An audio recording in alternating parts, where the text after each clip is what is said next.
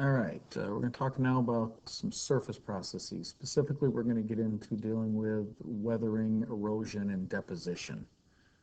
All right, so weathering. Weathering is simply breaking down rock material. We can do it physically. For example, if I took a rock and hit it with a hammer,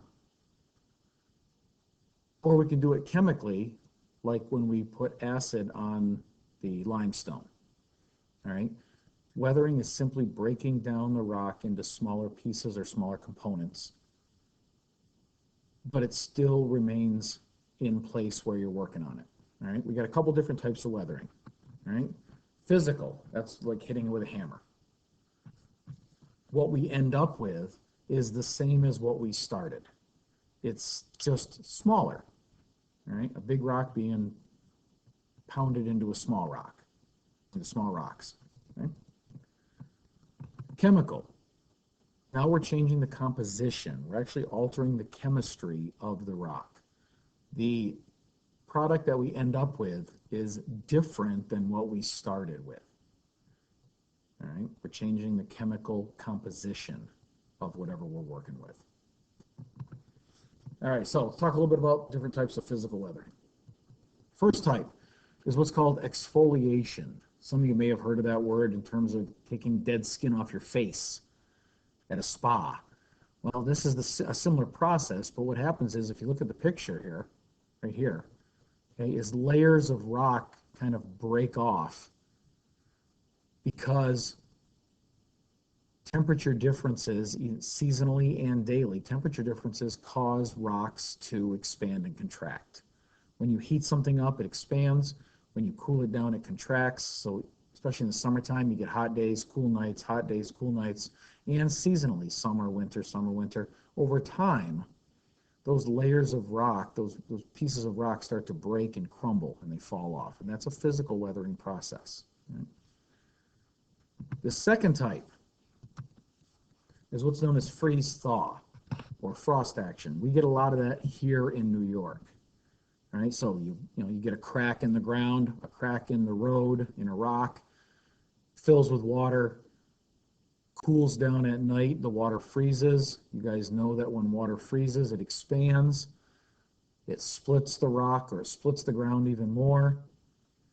Then during the day, the ice melts, gets deeper into the crack, freezes again that night, and the process continues over and over, and the crack continues to get wider and bigger and wider and bigger. Right? Okay? And again, real quick back, if we're talking about roads, that's how we get potholes all over the place. All right, you get a big crack in the road, which gets bigger and bigger and bigger, and then eventually a car drives through it and kicks a piece out, so now it's even bigger, and it allows more water to get in, and the process continues. All right, trees. If you look at this picture, okay, the roots of this tree actually grew down and acted like a wedge and split the rock into two pieces. Right? That's another way. We physically weathered this big rock into two smaller rocks here. And then the bottom picture is what's called abrasion. We talked about an abrasive when we talked about minerals, something that's an abrasive, something that wears away or grinds down something. Sandpaper is an abrasive. When you rub sandpaper on a piece of wood, it wears away the wood. Right? Well, wind, in this particular picture down here, wind carries particles in the air. When those little particles bang against other surfaces, they wear them down. If you've ever seen like a crew on a highway or a bridge sandblasting the bridge to clean all the paint off so they can repaint it, that's the same process. They have sand that they're blowing through a cable or a tube, and it hits the paint on the metal, and it chips away at the paint and removes it, and that's abrasion. And then they get a nice clean surface and they can repaint it. Well, the same thing happens in nature. You got wind carrying particles, all right? Those particles hit rocks and other things, and they start to wear them down over time. And I like this picture because it shows a lot of the wearing going on down here, because for the most part, most sediments in wind are carried in the meter that's closest to the ground. Okay?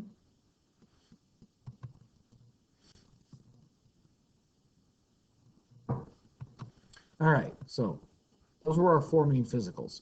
All right, now we've got chemical. All right, now we're changing or altering the chemistry of the rock. All right, this first one's called carbonation. All right, carbonation happens when you have carbon dioxide combining with water. And that produces something called carbonic acid. Groundwater that is very acidic can actually dissolve limestone that's in the ground, and that's how caves and caverns can be created. If you've got a cave system, if you've got rock layers that are made of limestone and marble and things like that, if you get groundwater seeping down into those cracks in the ground, and that groundwater is acidic because of carbon dioxide in the atmosphere, a lot of carbon dioxide in the atmosphere combining with the water vapor, we get carbon dioxide, which, by the way, is also what's in your soda. When you drink soda, there's carbonic acid in it. This acidic groundwater can dissolve the rock that makes up the ground, and that's how you get things like caverns, stalactites, the things that hang from the ceiling, C for stalactite, C for ceiling, and stalagmite, the one on the ground, G for ground. All right? They're not water, they're calcite, layers of calcite that build up over thousands of years, caused by their reaction with the carbonic acid, the acidic groundwater.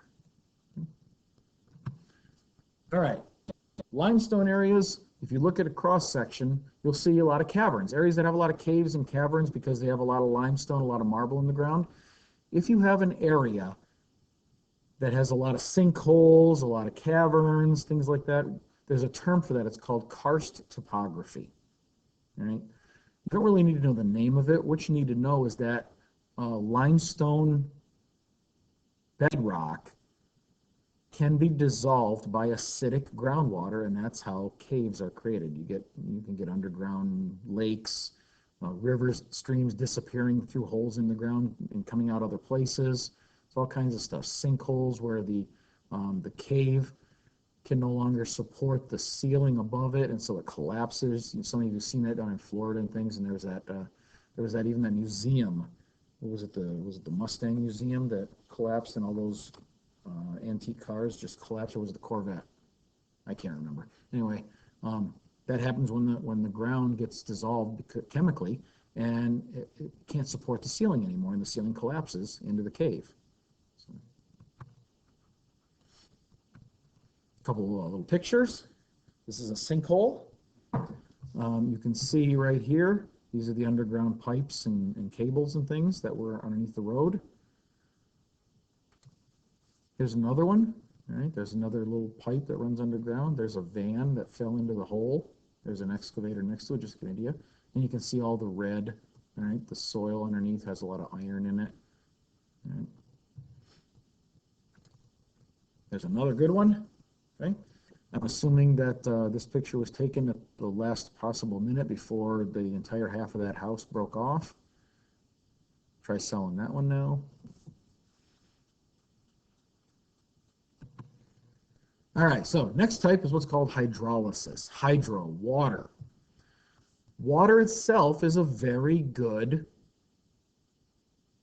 element, or very good what's the word I'm looking for? Compound that can break things down. All right, I'll give you a good example. Let's say you cook something in a pan, and it burns on into the pan really, really badly. Try to wash it. It doesn't want to wash. It's hard to get it clean. You got to scrub it a lot. However, if you were to take that pan and stick it in a sink and fill it with water and let it sit for a while, that water acts as a solvent. You know what a solvent is? Solvent is something that dissolves something. That water, especially if it's hot water, but even cold water can act to an extent. It acts as a solvent, and it can break down the material that's in that pan, make it easier to clean. Well, the same thing works with rocks and minerals.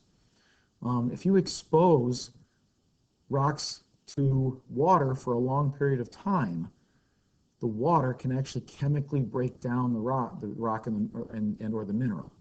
A good example would be if you've got a lot of feldspar in the ground and it's exposed to a lot of groundwater for a long period of time, it will actually weather down into clay. And then it becomes very weak and it breaks apart very easily and it breaks down. Right? So that's hydrolysis. That's just water acting on the rocks over time. There's something called oxidation. Most of you know oxidation is rust, iron oxide, okay? Also known as hematite. You've all seen it. You get a little scratch on your car, cuts through the paint, gets to the metal, moisture in the air, reacts with oxygen, and all of a sudden you got a big rust spot on your door. Eventually it rusts right through, and pretty soon the body falls apart when the engine's just fine. All right, that's oxidation. Okay. All right, we have something called organic decay. Plants like mosses and lichens and things like that that sit on rocks can actually secrete mild acids, and those can slowly work to break down the surface of rocks over time, kind of like what you see in here. Right? And then some of you probably have heard of acid rain, probably better called acid precipitation. Right? Cars, power plants, all this stuff that they pump up into the atmosphere, these sulfur oxides and nitric oxides, those react photosynthetically, photochemical reaction with the sun and the water that's in the atmosphere, and they produce an acidic rain cloud, which can then be dumped back on Earth. Right? And then that can, it causes problems with forests and buildings and all kinds of stuff. It can break down all kinds of things. Very acidic. Lakes. You get a lake down below a pH of about a 5, and you don't have many fish living in it anymore. I'll give you an example: the Adirondacks. The Adirondacks are very acidic lakes caused by the pollution created in areas such as Illinois and Michigan, where they had all the car plants and things like that. All that gunk got thrown up into the atmosphere, and since we're in the westerly wind belt, all that stuff drifted our way, and then it dumped that acid rain down on the Adirondacks, and now we have very, very acidic lakes. All right?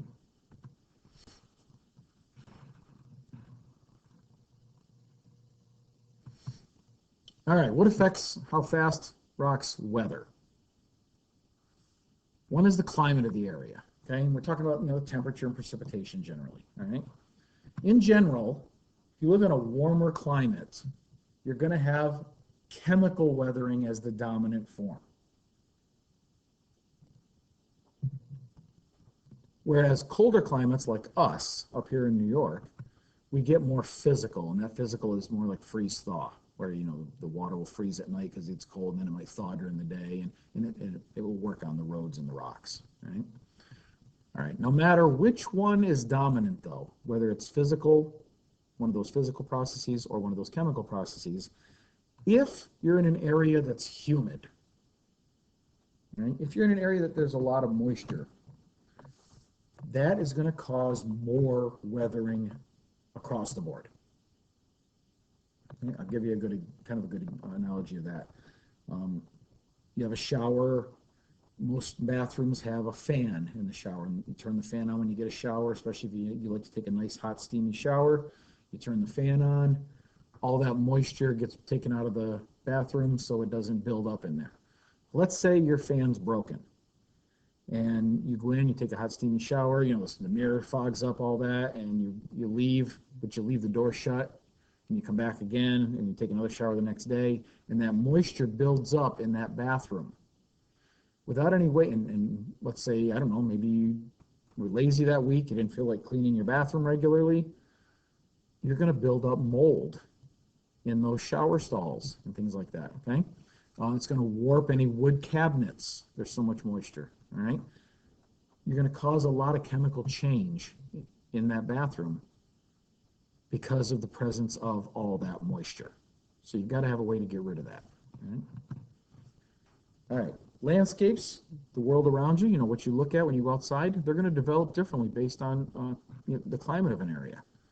Generally speaking, if you live in a dry climate, southwest, okay, your landscapes are going to be a little more jagged, a little more angular, kind of like the picture in the bottom left you see here. Whereas, like where we are, if we have a more humid climate, that moisture helps to smooth and round out the landscapes, and you get greener, smoother, rolling hills. You don't get so many jagged, rough edges, mountains, that kind of thing. All right. All right, so we had climate, rock type also, basically the mineral composition. All right. What we're saying is, what type are we talking about? All right. We're talking about igneous rocks, metamorphic rocks, sedimentary rocks. Metamorphic rocks being very, very hard and durable because of the process that creates them, they are not going to weather as fast as a sedimentary rock. You picked up a sandstone and start digging your fingernail on it, you can break off some of the sand particles. You can break the sediment off. It's not a very durable rock. It's not a good rock to build with, stone to build with. But igneous are more durable. Metamorphic are really hard and durable. All right, so it depends on what you're working with. Look at the bottom here. Look at this picture. We got some brownish layers and we got some yellow layers of rock. Notice how the yellow layers kind of stick up above the ground more, and the brown layers are down lower than that. That tells me that those yellow rock layers, whatever they are very, very hard and durable. All right? They are much more resistant to weathering. They're not going to break down as much, where those brown rocks might be a very, very weakly consolidated rock. In the picture, they've got a sandstone and a shale. All right? Sandstone, in this particular instance, happens to be more durable than the shale they're working with. They've got a very weak shale. And so over time, that shale will break down faster than the sandstone. And so it will leave behind those sandstone layers kind of sticking up above the surface.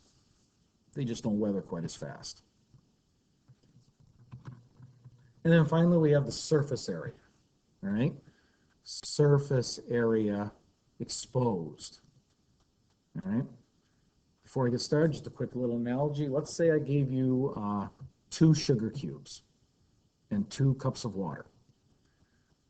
And in one cup, I said, just drop the sugar cube in, start your timer, and time how long it takes for that sugar cube to dissolve. Start stirring and see how long it takes for that sugar cube to dissolve. And you would get a time, whatever it may be. And then the second time, if I said, okay, now take that sugar cube and break it up into a bunch of little teeny pieces, grind it up into a powder. Dump that in the other cup, start stirring and time that. The one that's powdered is going to dissolve into the water a lot faster because it has more surface area exposed to the water. The water can work on more of it at one time, and so this will dissolve a lot faster than one big piece. All right? And just to give you an idea of what we're talking about when we say surface area, if you look at this first picture, okay, we're talking about the total area exposed to the weathering. And we have a cube in this first picture. Got a cube right here. All right? The surface area of this one side, area is length times width. 4 units this way, 4 units this way. So it's 16 square units is the surface area of this one side. Okay? But in a cube, there's 6 sides. Okay, so we've got 16 square units here. We've got 6 sides, one here, one here, one here, on the back, and on the bottom. The cube has 6 sides, and there's only one of them. So we've got 96 square centimeters of surface area if we're measuring in centimeters. This has square units, but if we're measuring in centimeters, that's what we're talking about, right? Now look at this one. If we cut that cube in half into 8 smaller cubes, if we look at just one, look what we've got here, okay? This face right here is 4 square units, 2 by 2. There's still 6 of them in here, but now we've got 8 cubes. So 4 times 6 times 8 is 192 square centimeters. We got double the surface area when we cut the cube in half. This way, and this way, 3-dimensionally. So if it doubles here, what do you think it's going to do here? Notice we've got cut in half. All these 8 cubes are now cut in half again. So we've got 1 by 1. So we've got 1 square centimeter as a face. There's still 6 sides to this cube, but now we've got 64 cubes in here. So now we have 384 square centimeters. So the more you break the rock up, the more surface area you're going to have, and therefore the water can get in there between those particles, and it can dissolve these down a lot faster. All right? All right, so as rock breaks into smaller pieces, the total surface area is going to increase. This exposes more of the rock to the weathering process, and therefore it's going to speed up the weathering process. All right? All right, so what are the products of weathering? Well, the first thing we get when we weather rocks is if we combine it with organic material, what we call humus, right? Dead plants, topsoil, okay? Soil. Soil is nothing more than rock, mineral, right? Rock material, mixed with some organic matter, meaning like dead plants, compost, and some water and some air. That's all soil is. If you look at soil under a microscope, it's compost, it's organic dead plants, and teeny tiny little particles of rock. That's what makes up soil, right? So that's one of the things that when we weather, when we break down rock, over time it will break down further and further and further and mix with more and more organic matter until we eventually have a soil. And you can plant trees and that kind of stuff in it, right? Created by a combination of weathering and biological decomposition. Right? Plants breaking down, decomposing, right? Making compost. This is kind of a profile of the soil. Different areas, if you dig down into the ground, are going to look a little differently. But generally speaking, they have similar layers. It just depends on how deep the layers are, how thick the layers are. Right? So on the very tip top of the ground, sitting on top of the ground, is something called the O horizon. O stands for organic matter. It's basically leaves that have fallen off the tree and are laying on the ground. Now, over time, animals, people walking on it, just rain pummeling it, those leaves will start to decompose, break down, and they'll mix with the soil underneath. And that's what creates the A horizon, it's called. It's also known as topsoil. Okay, that's the topsoil, the soil that's on top. Okay.